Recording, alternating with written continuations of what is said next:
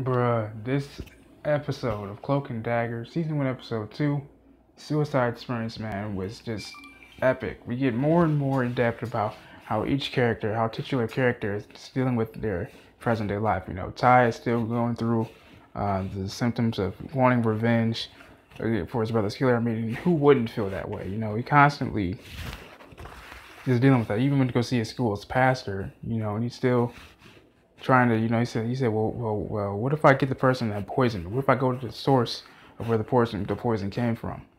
You know, and he's basically just saying things hypothetically. You know, he doesn't want his pastor, you know, to think that he's just gonna go off and just kill somebody. You know, and that's not really the case. But actually, what ends up happening is, you know, he stakes out, you know, the cop once again. He did it like right after school. He actually left school to go stake him out. And he sits on something and he ends up going to sleep. And towards the end of this episode, that's when he gets the gun from his house after talking with his mother, asking him like, how do you do it? She's like, it's rather simple. You know, I just put it away. You know, I filled my life with, I thought about something more positive, you know, and so then that way, that's why I work to put good people in states and other families out to go through what we went through.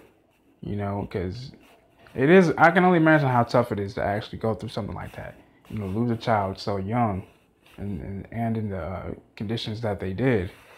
It's very traumatic and it takes a lot of time, you know. And so, but then on the other flip side, you know, we see Tandy, you know, she's ready. She realizes that, okay, she's freaking out because there's a high possibility that the Richard brat that she stabbed could be dead. You know, she just told Liam, her little significant other, she said, okay, I have two options. Either he's in ICU, he can then ID me. I gotta get out of town. Or he's dead, and I really just can't deal with that. So, they end up going to dry cleaner, and the dry cleaner, and going for like new papers and everything. Costs about 11 grand. So, with Liam and Tandy end up they go to this high society ball, or which that's what I thought it was at first, but turned out to be a wedding reception. And so Tandy works her magic to get the money, you know, and then it's upon that she's dancing with Liam that she has a little bit of a reflection of herself, you know, of her and Liam just dancing in this, I guess you say the woods or forest or whatnot, possibly on their own little wedding day. And they're talking about the first time they met each other. And it's when she saw that, it's when she sees that she decides to just go off to the bathroom and get herself together. Because, mind you, before that, she would have had all the money to get there. You know, she stashed it up in her mom's house. But it turns out when she comes home, her mom has a new boyfriend. Her boyfriend, his name is Greg. And he just filed an injunctment, you know, for their father's crime. I'm sorry, for their father's death and, you know, things of that wrongful death suit and things like that, or something of that nature. And so it's when she's going to get her money that she realizes that her mom spent it on drugs. Now, mind you, before Tandy even got to the damn bathroom, her mother said, you know, don't go in there. He's like, no. She's like, Mom, no, I'm fine. I have to go. So it's when she gets there, she looks at her bag. It's all over the place. The pill bottles are all over the place, and, you know, actually being lined up on a book to be snorted. Like cocaine. I think there was some cocaine on there too. Shit. But you know, Greg, you know, does the whole, hey, it's nice to meet you, Tandy. You know, pretty much the whole stepfather thing, step boyfriend or whatever thing. You know, that normally happens in that situation. And so Tandy's immediately just heartbroken because that's a bag that she's had since she was 6, 7 years old. And she's like, Mom, don't you remember that? You know, and she said, well, of course you don't. I mean, and so then that's when Tandy's mother, you know, starts to say things out of the way, you know, saying it's like, well, what the shit, Mom? Like, I needed that money, you know, like, why would you do that kind of thing? And her mom's like, Mom, honey, we need that money for the adjustment, you know, like this, you know, you know, all that stuff, you know, and Tandy just couldn't take it anymore. And Tandy's mother was just like, if her father was here, we would be very disappointed. And that's what made Tandy just leave, just storm out, you know. So that's when she realized. She gave $5,500 to the cleaner. She said, all right, look, I'm going to go get the rest.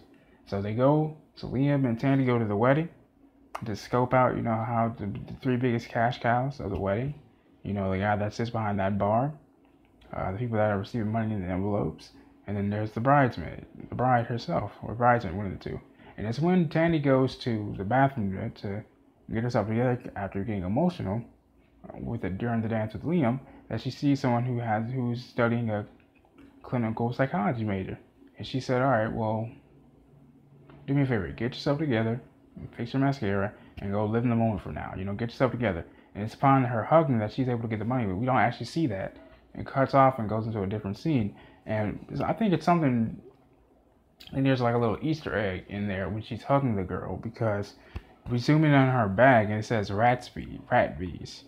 It must be something of significance. I don't know. But we then see her steal the money, of course. They hightail it up out of there. But mind you, unbeknownst to them, Liam gets pinched once they get back to the cleaners. Tandy tells him, look, there is no we, Liam. I'm sorry, but I have to get going. So as she's driving out of New Orleans, she gets a call from Liam saying, hey, I got pinched. I need you to take all the money that we have in New Life and get me out of this. We have to bail me out. I need your help, Tandy. Help me out. And so she doesn't even answer the call. And that's when we see Tyrone pop up with a gun, about to shoot the bullet to kill the officer that killed his brother. And the bullet actually hits the window of the car that Tandy's driving. Actually, I think that it's the newlyweds car, and ends up crashing, and that's when the episode ends. But I feel bad for, Tyrone on the other flip side as well, because, he's doing so bad because, these compulsive, outbreaks, the fighting, it's costing him the team. I mean, luckily his team went to States, but that doesn't go from the fact that his teammates beat the shit out of him. He tried to use his cloak power. That didn't work. He still got his ass kicked. So they lock him up in that little cage or whatever. He gets out, of course. Tells his mother, hey, I'll be home later on than usual. And so when he gets home, that's when he grabs a gun, of course, as we all know. Goes to go find the cop to kill him. He looks like the cop's already looks like he's like drunk or whatever. Possibly living with the regret of actually doing that. He knew he did wrong. Lying to that family like the way that he did. That's what I'm assuming. And so that's what happened. But this episode was pretty damn dope. It was pretty deep as well.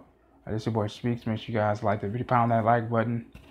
Make sure you guys turn on that bell notification so that way you're at least notified of my new updates and my new uploads and things like that. Make sure you guys also hit that subscribe button. As always, thanks for watching. I love you guys. God bless.